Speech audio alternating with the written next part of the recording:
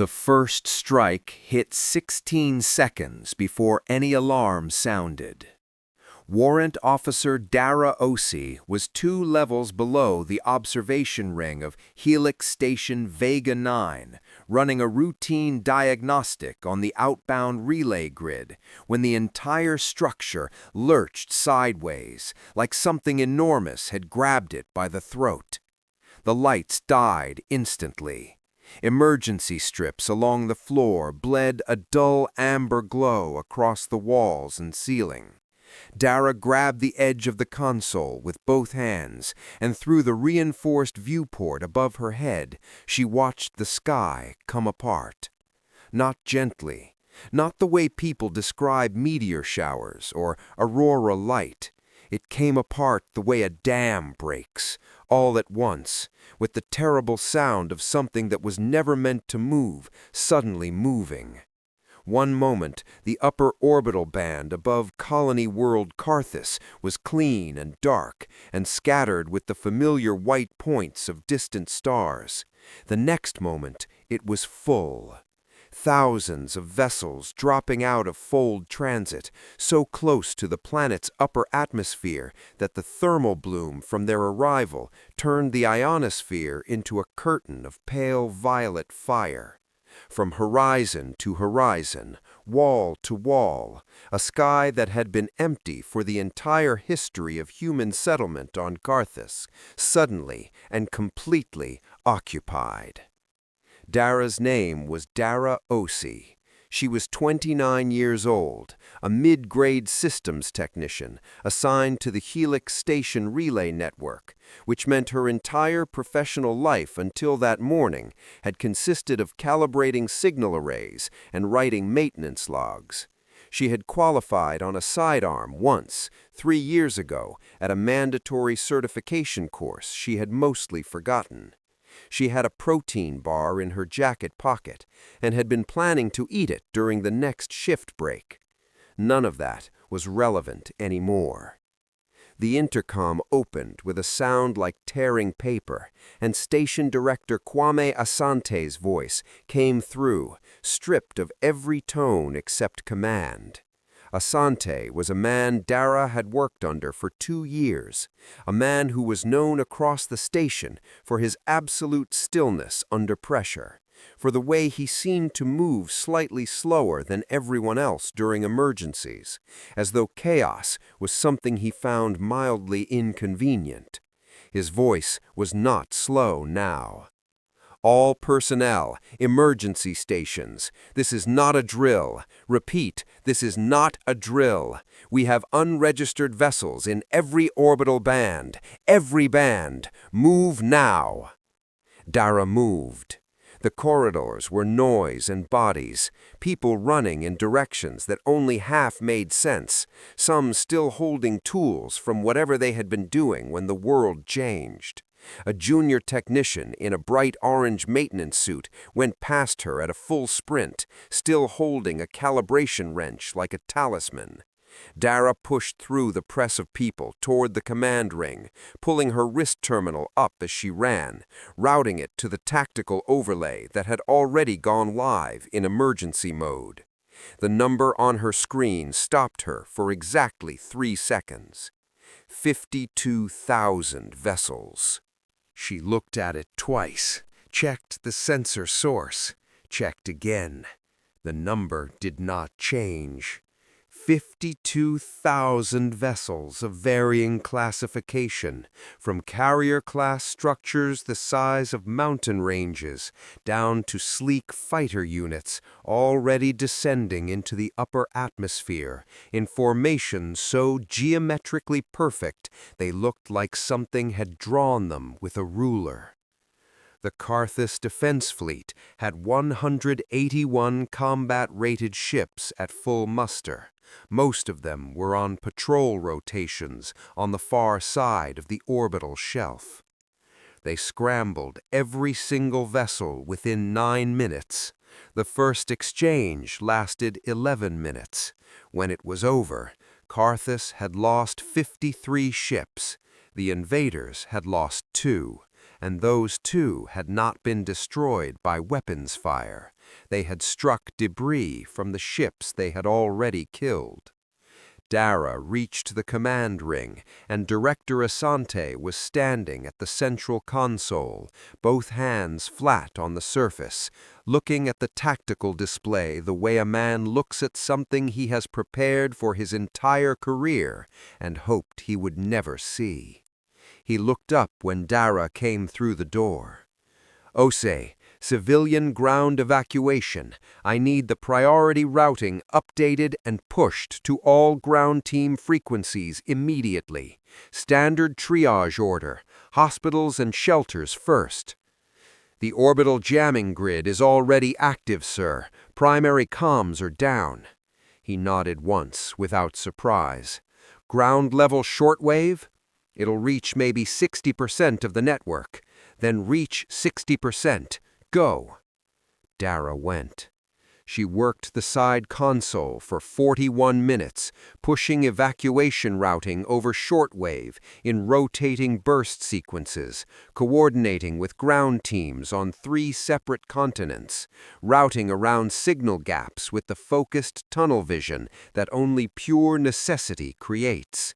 Around her, the command ring operated the way trained people operate when the thing they have drilled for 10,000 hours finally arrived, precisely, quietly, with a terrible, controlled efficiency.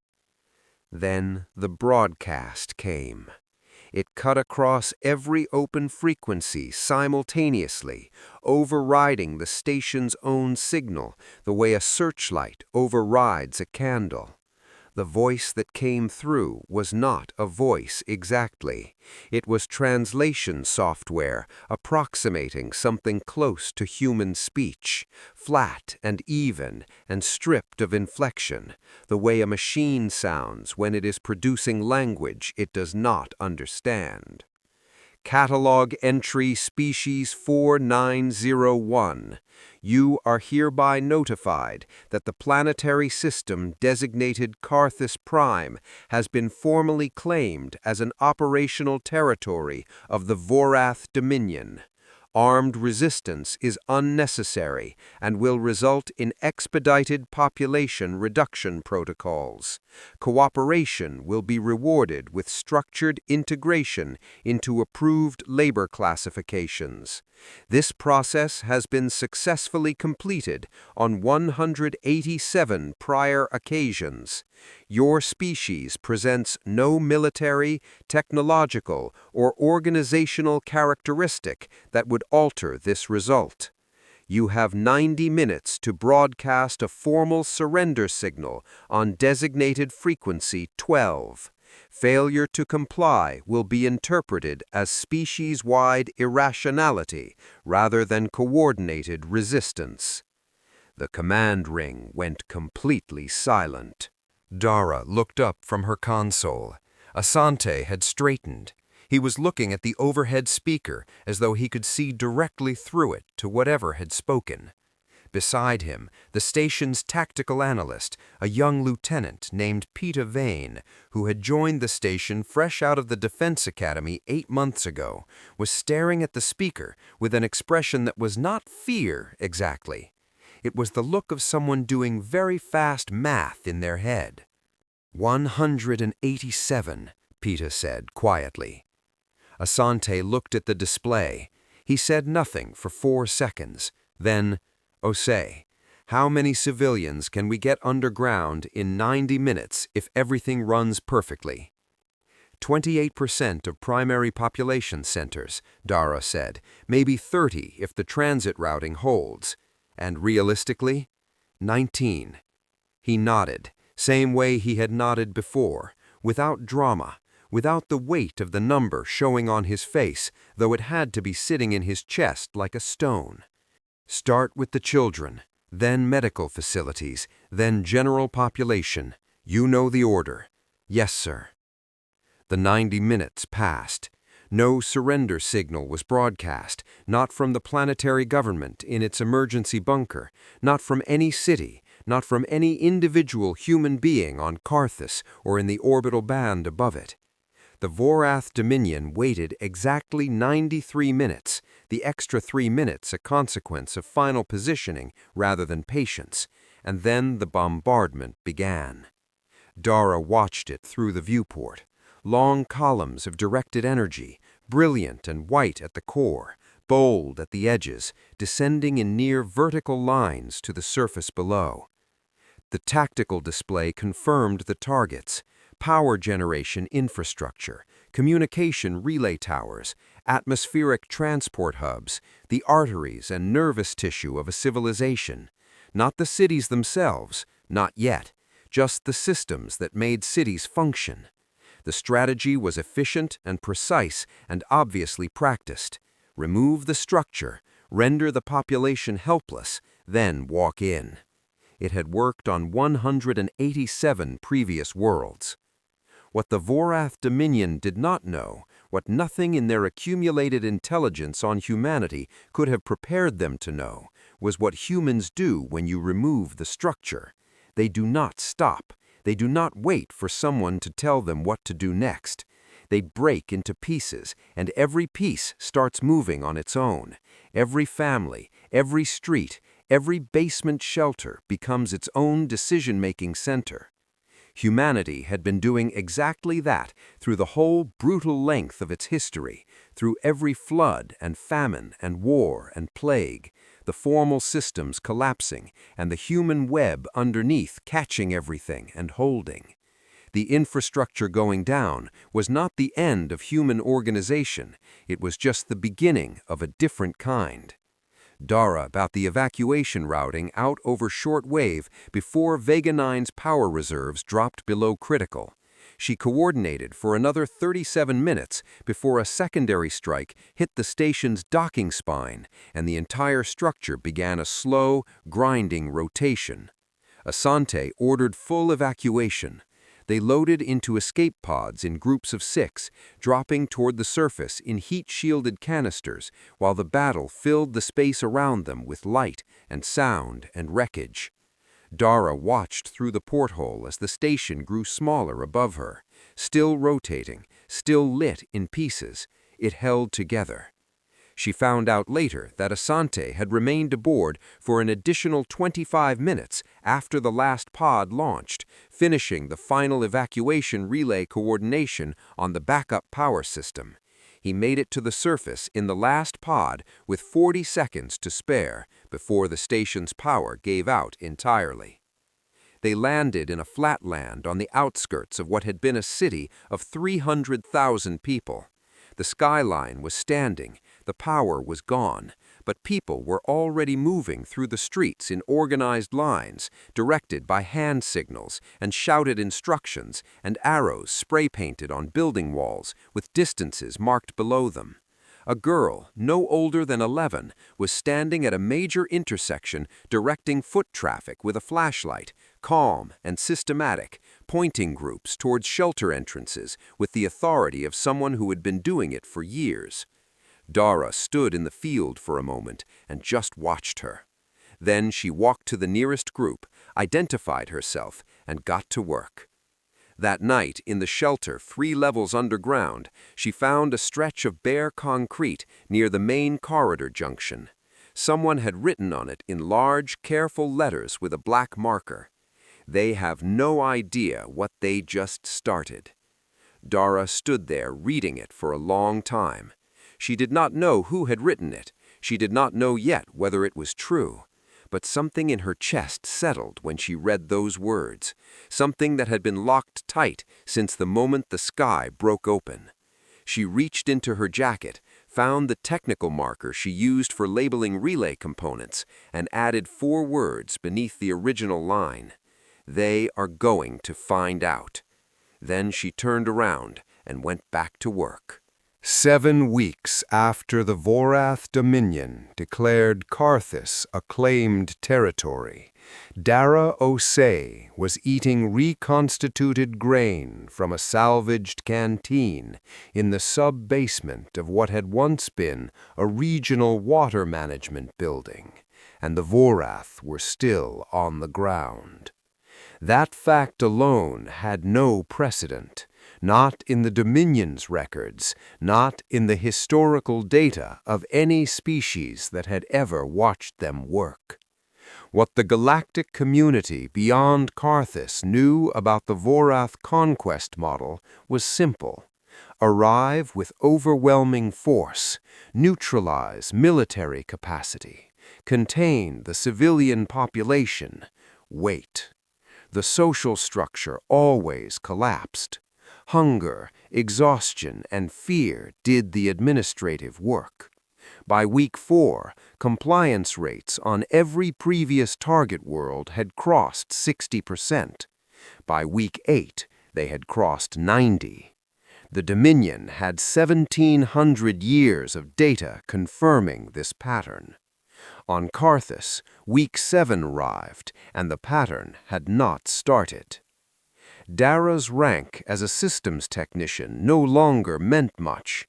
There was no station left to technician. She was now the coordination lead of a resistance cell operating out of the lower levels of an abandoned water facility in what had been a city of just under 400,000 people. The cell had 78 members. 22 were Defense Force veterans. The rest were people who simply refused to stop being useful. There was a woman named Sable Mwiti who had been a community logistics coordinator for a regional health network before the invasion, and who turned out to be so precisely, brilliantly efficient at resource management that Dara handed her control of all supply distribution within the first 2 weeks. Sable ran it from a chalkboard with colored chalk and updated it twice daily. She never lost track of anything. There was a man named Ronan Tchek who had worked as a structural maintenance engineer for commercial buildings and who had, in the weeks since the invasion, become the most creative fabricator Dara had ever seen. Ronan could look at a pile of salvaged components and see with apparent ease the functional tool buried inside them. He had built their first reliable communications relay from a broken weather station, 2 disassembled personal devices, and a length of copper conduit. There was an older woman named Dr. Yemi Sousa, 61 years old, retired emergency medicine, who moved through collapsed underground terrain faster than anyone else in the cell, and who organized and trained a field medical team of 12 people from no prior medical background to a working standard in under 3 weeks. And there was Pita. Pita had landed 20 kilometers outside the city 4 days after Dara, arriving with a group of 14 survivors from Vega 9. He found the cell on day 9 through a contact chain that started with Sable Mwiti's neighbor's daughter and ended with Ronan Tchek's brother-in-law. Exactly the kind of overlapping human network that has no equivalent in any organizational model the Vorath Dominion had ever encountered. Pita was a tactical analyst. More precisely, Pita was the kind of tactical analyst who made other tactical analysts feel like they had not been paying attention. He had a particular quality that Dara had noticed in him on the station, and that became, under pressure, genuinely extraordinary. He looked at patterns the way other people look at faces, instantly, intuitively, with absolute retention. Within 2 weeks of joining the cell, he had fully mapped the patrol rotation of Vorath atmospheric surveillance drones over their district using nothing but observation records kept by 8 people positioned at different vantage points around the area, writing in notebooks. No technology, no processing systems, just human eyes and handwritten notes. "The Vorath drones repeat," he told her one evening in the dim light of a hand-crank lantern, spreading his observation sheets on the floor between them. Every patrol route cycles on a consistent interval with a variance window of approximately 14 minutes. They have not altered the pattern once in 7 weeks. Because in every other case, Dara said, the resistance was gone before week 4. Pita looked at the sheets. They are running the same program they have always run. It has always been sufficient. They have not reconsidered us because nothing we have done yet has required them to. He looked up. That changes tonight, if we coordinate with 3 other cells simultaneously. It was not a grand strategy. It was not a sweeping military operation. It was notebooks and 14-minute windows and Pita Vaine's brain working on a problem it had been built to solve. On a night with low cloud cover, 4 cells moved simultaneously through the variance windows of their respective patrol zones. The targets were not Vorath soldiers. Early observation had established something important. Vorath ground forces were devastatingly capable in direct engagement, fast and heavily armored, and equipped with directed energy weapons that made conventional military hardware look primitive. Matching them in a direct fight was not the objective. But their supply infrastructure was automated, because it had never needed to be anything else. In 187 previous campaigns, no occupied species had ever been organized enough, persistent enough, or creative enough to threaten supply lines after the initial military defeat. The Dominion systems assumed that post-Conquest, the logistical network needed no soldiers. It needed only machines, because the people capable of threatening it no longer existed in any meaningful sense. They had never met Ronan Tchek. 4 primary atmospheric fuel relay junctions for the Vorath ground vehicle network were severed that night. Ronan's tools, built from salvaged industrial equipment to specifications he had designed himself, worked exactly as designed. Sable's timing coordination, distributed across 4 cells on rotating shortwave frequencies, held within 40 seconds of schedule.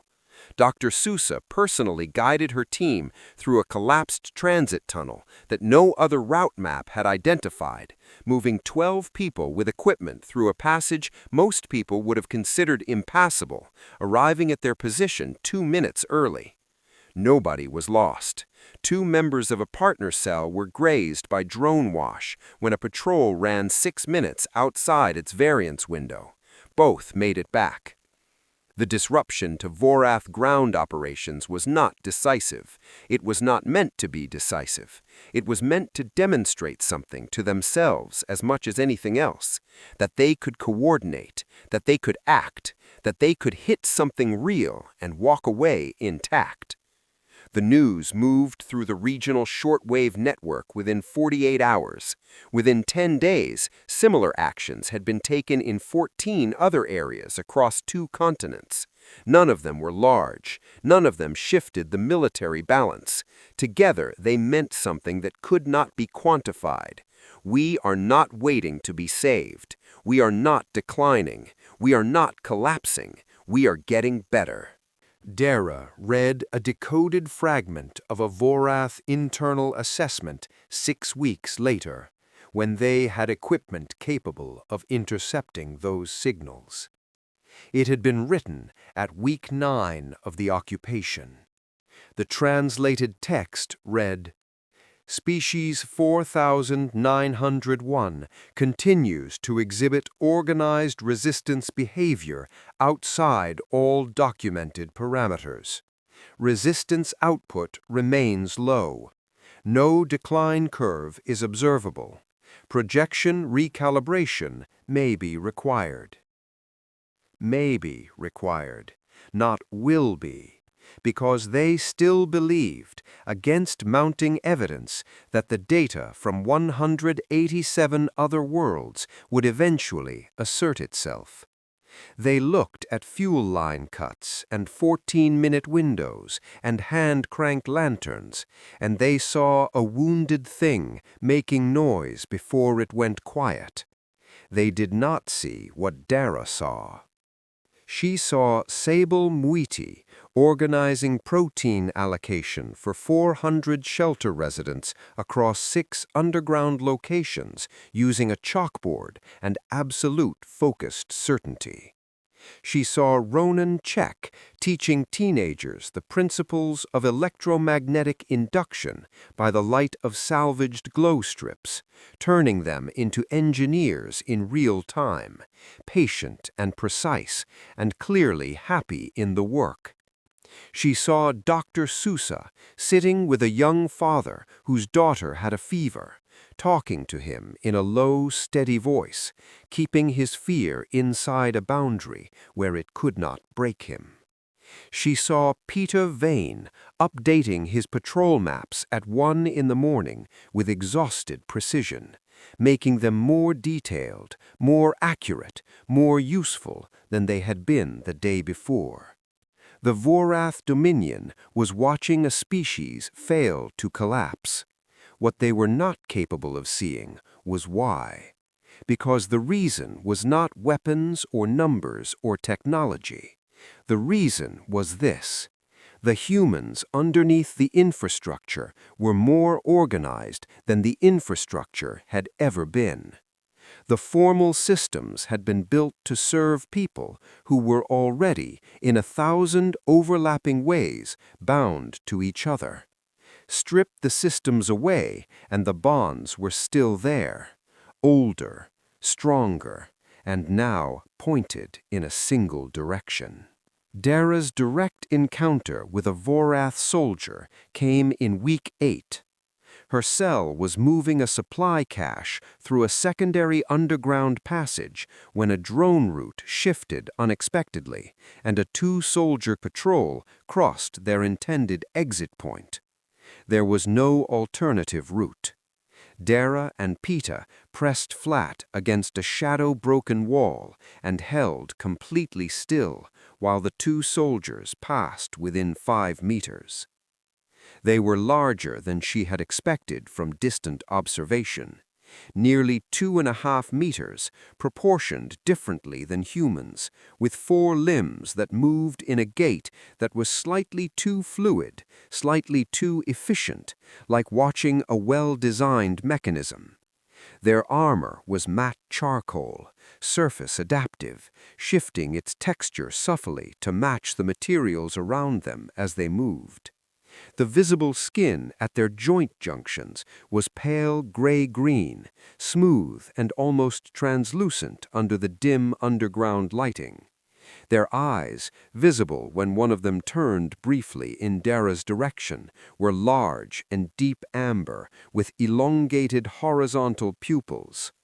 They moved with total confidence, not the sharpened alertness of a soldier in contested territory, the loose, settled ease of a person walking through a space they own without question. The one facing Dara's direction looked directly at the section of wall where she and Pita were standing, looked directly at them, held the angle for 3 full seconds, then turned away and continued walking. Pita exhaled very slowly when the sound of their footsteps had faded. "They didn't see us," he whispered. "No," Dara said. But she kept thinking about those amber eyes, the absence of alarm in them, not because the camouflage had been perfect, because the concept of 2 humans standing motionless in the dark, watching a Vorath patrol, simply did not register as a threat category worth processing. They had not seen her and Pita. They had looked at them and seen nothing worth categorizing. That was the Dominion's fundamental error contained in a single moment.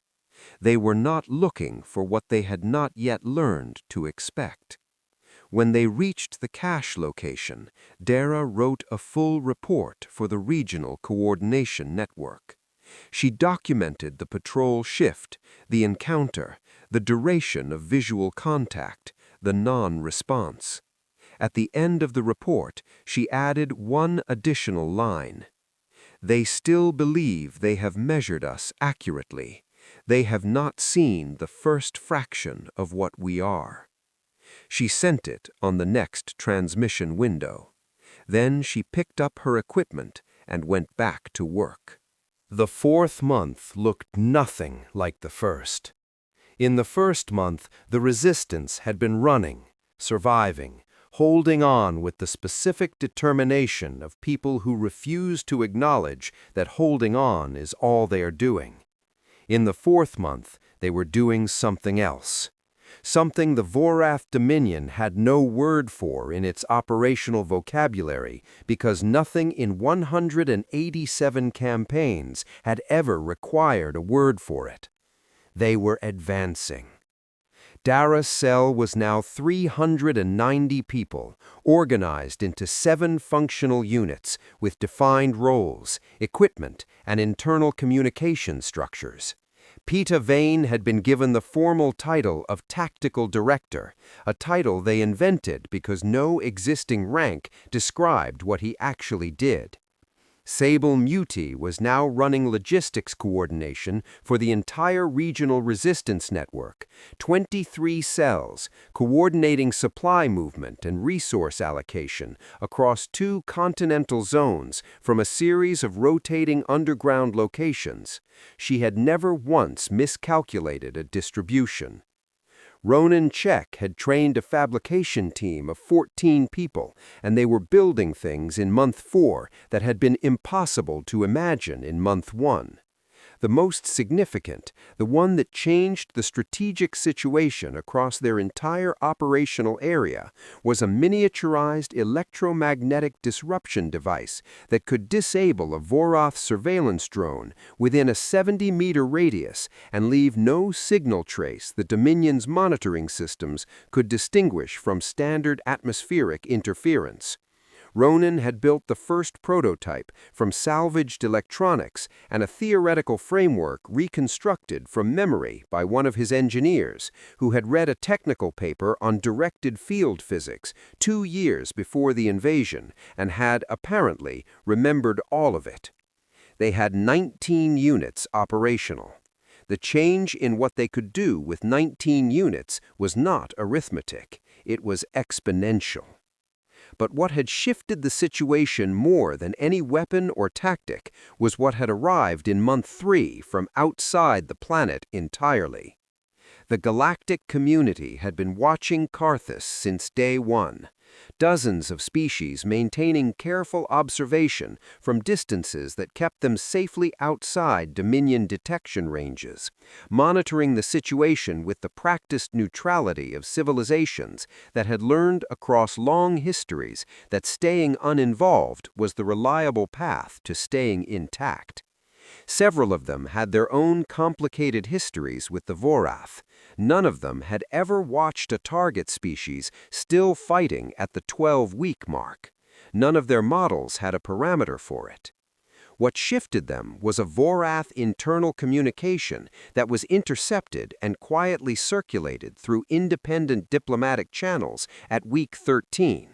The document was an operational assessment submitted to Dominion High Command by the Planetary Conquest Administrator. It stated, in translated summary, that species 4901 had demonstrated sustained, organized resistance behavior with no observable decline curve, that conventional timeline projections were inapplicable to the current situation, and that the classification assigned to Carthis's human population at initial survey, pre-interstellar, low adaptive capacity, standard containment protocols, required formal review. A Smaya trading civilization called the Vethara, who maintained careful economic relationships with both the Dominion's outer territories and several independent systems, and who survived in that position for centuries by being extremely good at reading which direction history was moving, read that document and made a decision. They were not brave, they were perceptive, and they perceived that something was happening on Carthis that had not happened in 1,700 years of Dominion expansion. They began routing materials to resistance-accessible locations through pre-coordinated drop points, Small, unregistered cargo deliveries left at agreed coordinates, nothing in quantities detectable from orbital survey, communications equipment, energy storage schematics, frequency analysis tools for Dominion military channels. 3 other independent species followed within weeks, then 2 more. None of them were acting from principle. They were acting from the careful, tentative, historically unprecedented hope that the thing they were watching might actually succeed, that the pattern that had held for 188 worlds might, on the 188th, finally break. It was the Vethara communication device that gave Dara's network its first real access to Vorath internal signals. And it was that access that produced the moment that Dara would later identify, looking back across everything that followed, as the point at which the war changed. Pita had been running analysis on the intercepted signals for 3 weeks when he called Dara to his workspace in the lower level of an abandoned processing facility. Walls covered in hand-drawn maps and printed signal graphs, the ordered chaos of a mind that had been working a single problem from every angle simultaneously. He looked more awake than he had in weeks. Dara had learned to recognize what that meant. "They have reclassified us," he said. He pointed to a translated document on the table. "Read the progression." Dara read. At week 1 of the occupation, the internal Vorath assessment described human resistance as irrationality indicators, a phrase that meant in Dominion operational terminology, the standard brief period of disorganized non-compliance that all species exhibit before compliance stabilizes. At week 7, the assessment used the phrase organized anomalous behavior, which was new language the Dominion's assessment framework had apparently never needed before.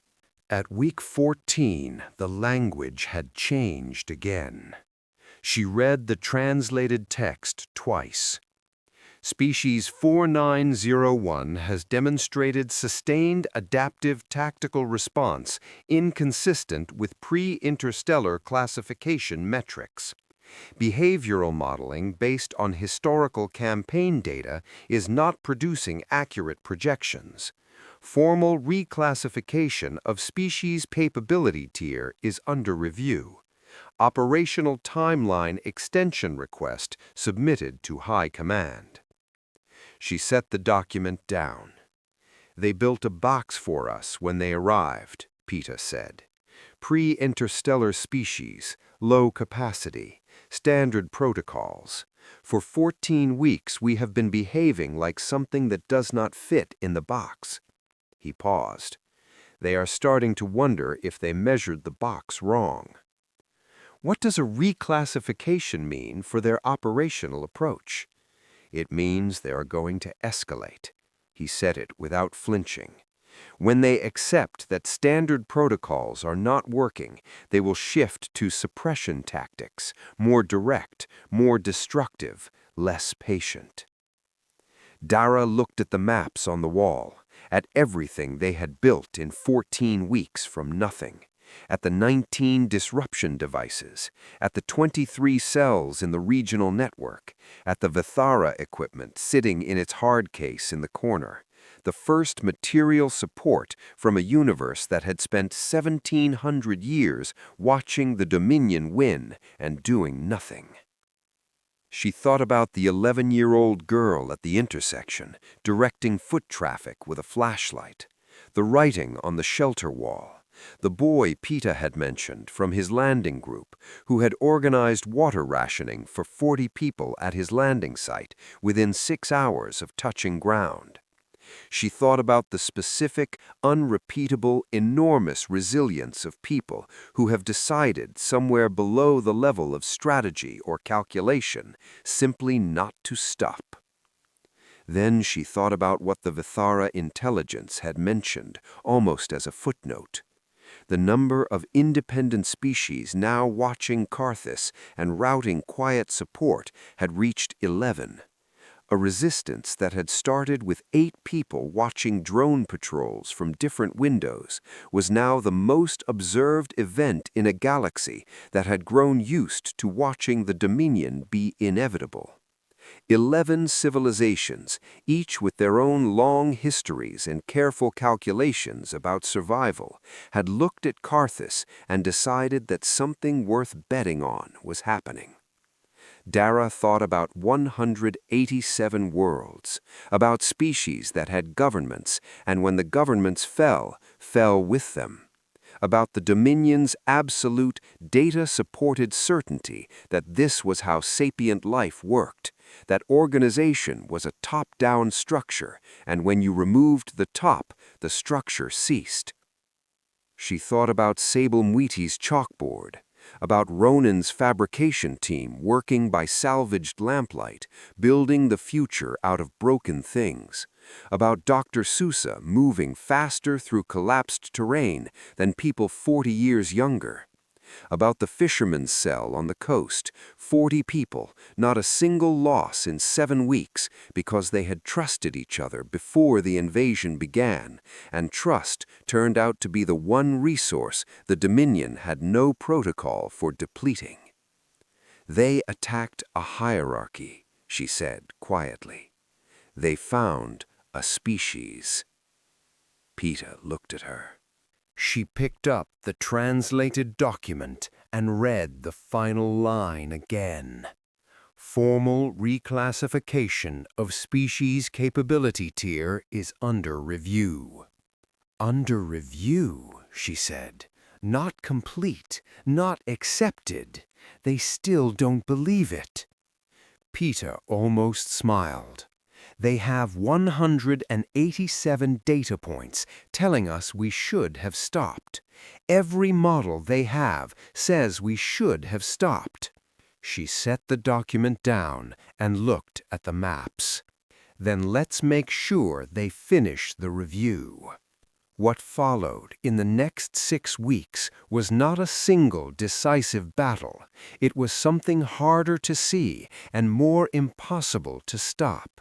It was the resistance cell network of Carthis, drawing on 14 weeks of accumulated learning, on Vithara equipment and Vorath's signal intelligence, and Pita's pattern analysis, and Sable's logistics, and Ronan's fabrication, and Dr. Sousa's medicine, and the flat refusal of several 100,000 ordinary people to behave like a conquered species, beginning to act with a coordination and precision that the Dominion's operational models had not predicted and could not explain. Drone coverage was disrupted in synchronized windows across 11 regions simultaneously, allowing supply movements and communication relays that the Dominion's aerial monitoring should have prevented.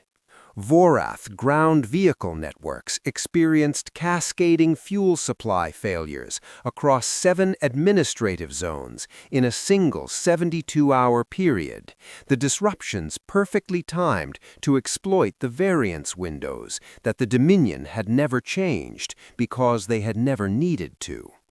A Vorath High Command issued a formal operational assessment at week 17 of the occupation. It was the first time in the Dominion's recorded history that a planetary conquest had triggered a high command review rather than a standard administrative handover. The assessment was classified at the highest security tier. It was intercepted by Pita's signal team within 4 days and decoded within a week using the Vithara frequency analysis tools. It said, in translation, "Campaign on Carthis Primary has exceeded all projected operational timelines. Species 4901 has demonstrated organizational capacity, tactical adaptability, and social cohesion inconsistent with any previously encountered pre-interstellar civilization. Conventional conquest protocols have not produced expected outcomes. Species reclassification from pre-interstellar low capacity to potential mid-tier strategic threat is recommended pending command review. This represents the first such reclassification in Dominion history. Dara read it 3 times. Then she passed it to Pita. Then she carried it to Sable, to Ronan, to Dr. Souza. She read it aloud to the full cell in the underground facility that evening. The room was quiet for a moment. Sable spoke first. She was standing near her chalkboard, chalk in hand, the distribution chart for the week half completed behind her. She said, very calmly, as though noting a weather pattern, "They came here expecting to add us to a list. Now they're trying to figure out what we are." Nobody spoke for another few seconds. Then Ronan said from the back of the room, "So let's show them." The Vorath Dominion had conquered 187 worlds. They had built an empire on the certainty that sapient life, under sufficient pressure, always chose survival over resistance, that the will to fight was a resource that could be depleted by time and hunger and fear. They had 1,700 years of evidence supporting that certainty. They were the most powerful military force in the known galaxy, and they arrived at Carthis expecting number 188. What they found was something their models had no name for. A species whose social bonds ran deeper than its institutions, a species that did not centralize its will in governments or commanders, but distributed it through every human connection that had ever existed, every shared history and neighborhood and family and decade of daily life accumulated across centuries of being human. A species that had spent its entire existence being knocked down by things larger than itself, floods and plagues and famines and its own worst impulses, and had learned through all of it not the lesson of surrender, but the lesson of adaptation. They attacked a structure. They awakened a people.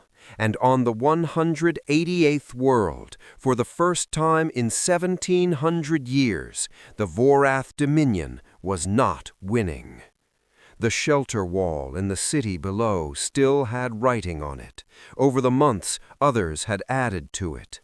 Lines in different handwriting, different languages, different ink colors, quotes and commitments and small defiant observations crowding together across the concrete in a document that had no author and every author. Dara had not been back to that wall in months, but she remembered what was written at the top, the first line that had been there since week 1. They have no idea what they just started. She had added 4 words below it the night of the landing. They are going to find out. By month 4, the Vorath Dominion had found out what they started on Carthis was not a conquest. It was an education, and humanity was just beginning to teach.